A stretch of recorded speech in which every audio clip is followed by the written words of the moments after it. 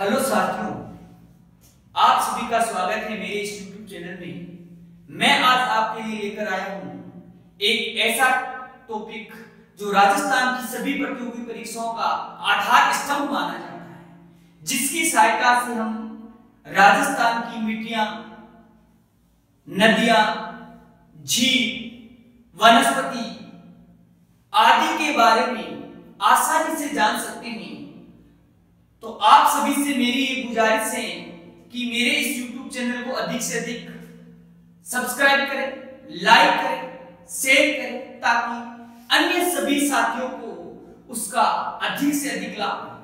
तो आज हम जानते हैं कैसे चुटकी में जाने राजस्थान के नक्शे। इसके लिए मेरी एक छोटी सी कहानी, एक कहानी के रूप में मेरी बात पेश करूंगा। कहानी है कि आपने नाम सुना होगा, राजस्थान का एक जिला है बीकानेर। इस बीकानेर जिले का राजा होता है जिसका नाम होता है गंगा, जिसे हम गंगा सिंह के नाम से कहा जाता है।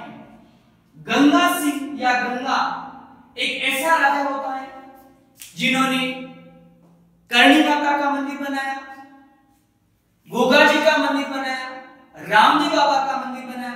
तो हनुमान जी से भी इनकी कोई दुश्मनी नहीं है, तो हनुमान जी के मंदिर जाता है।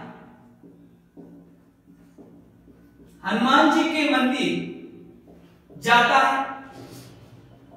अब हनुमान जी हमारे ऐसे भोले भाले लोग, भोले भाले देवता जिनको क्या चढ़ता है? चूरमा चढ़ता है। हनुमान जी के मंदिर जाता है और चूरमा चढ़ाता है। चूरमा चढ़ाकर क्या बजाता है? झुनझुना बजाता है। झुनझुना बजाता है। झुनझुना बजाकर इनकी सजावट करता है। सजावट करके जय बोलता है, बोलो बजरंगबली की जय। जय बोलने के अब ए और बी ऐसे याद रखना है।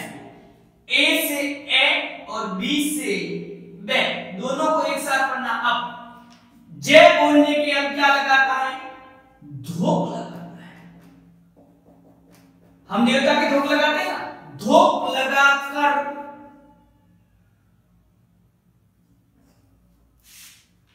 लगाकर जैसे ही बाहर आता है, धोक लगाकर बाहर आता है तो उसे मिलता है माधो। माधो मिलता है। माधो को कहां ले आता है? बाहर लाता है।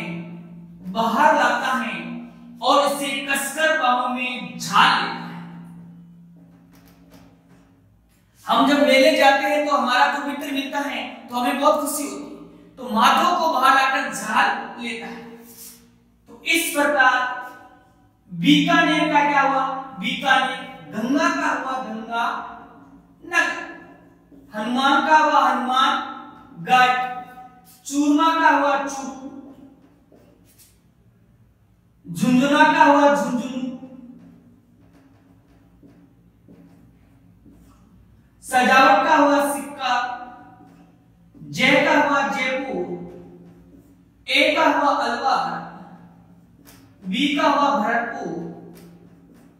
धोका हुआ धौलपुर। कोकर का हुआ करौली। माधो का हुआ सवाई माधोपुर। को से हुआ कोटा। बाहर से हुआ बारा। झाल का हुआ झालावाड़। झालावाड़।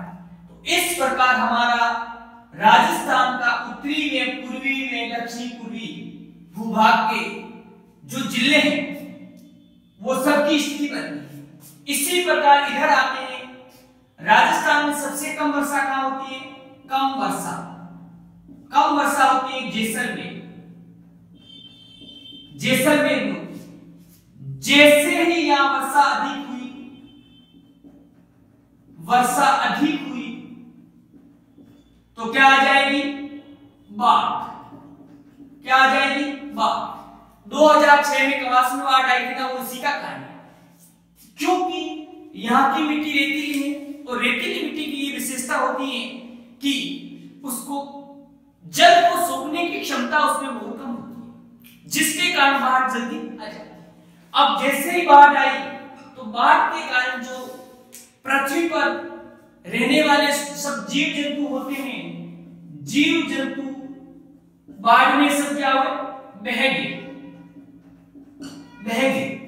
जीव जंतु बाढ़ में बह गए। जीव जंतुओं को रोकने के लिए हमने क्या बिछाया, जाल बिछाया। अब जाल में जीव जंतुओं के क्या फंस गए, सिर फंस गए। जाल से पानी निकलेगा नहीं तो जीव जंतुओं के क्या फंस गए, सिर। लेकिन पानी आगे जाकर कहां चला गया, झीलों में चला गया। पानी आगे झीलों में चला गया। झीलों की नगरी किसे कहते हैं, उदयपुर। झीलों की नगरी उदयपुर को कहते हैं। झीलों पर पानी बढ़ने लगा तो हमने पानी रोकने के लिए बड़े बड़े क्या बनाए, पाल, जिसे हम डूंगर भी कहते हैं। तो झीलों के किनारे हमने पानी रोकने के लिए क्या बनाए, डूंगर पर क्या उग गया, बांस जिसे हम आदिवासियों का हरा सोना कहते हैं, वो इस डूंगर पर उग गया। अब पानी और बढ़ने लगा तो इस डूंगरों पर जो रहने वाली आदिवासी जाति होती है भील, वो भील बांस पर चढ़े। भील किस पर चढ़े, बांस पर चढ़े। बांस पर भील चढ़े तो वहां जो लोग थे उन्होंने देखा और उन्होंने पूछा क्यों चढ़े, तो भीलों ने उत्तर क्या दिया, हम तो मर रहे थे इसीलिए चढ़े। अब देखो इस प्रकार जैसे का क्या हो गया, जैसलमेर। बाढ़ का हुआ, बाढ़ में। जाल का हुआ, जालो। सिर का हुआ, सिरोही।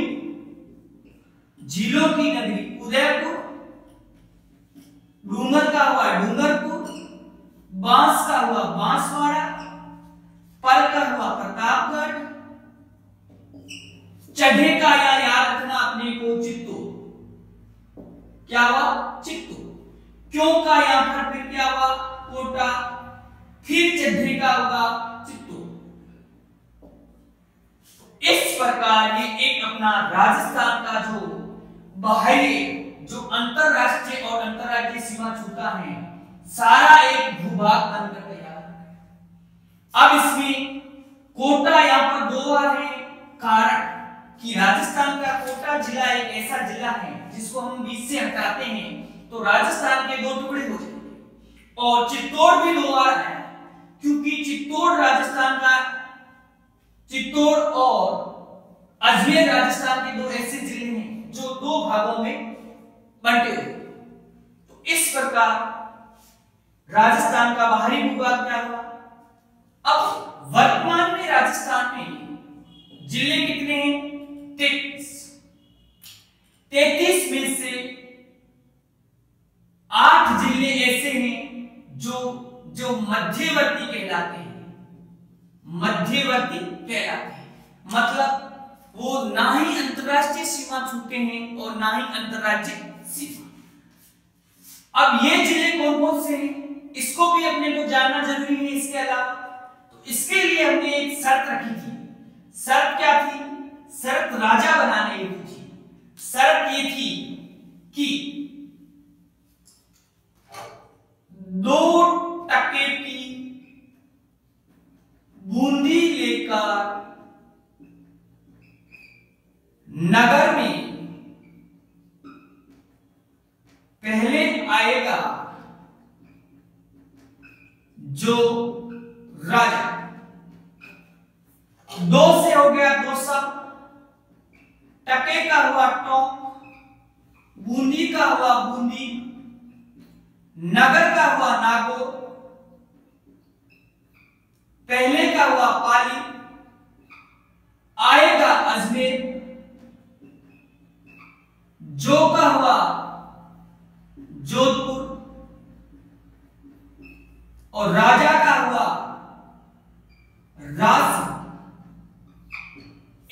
प्रकार हमारे 33 के 33 जिले जो हमारे सामने हैं तैयार हो गए। अब अपने को ये देखना है कि जो मध्यवर्ती जिले हैं उनकी स्थिति क्या है, उसकी स्थिति के बारे में जानना है।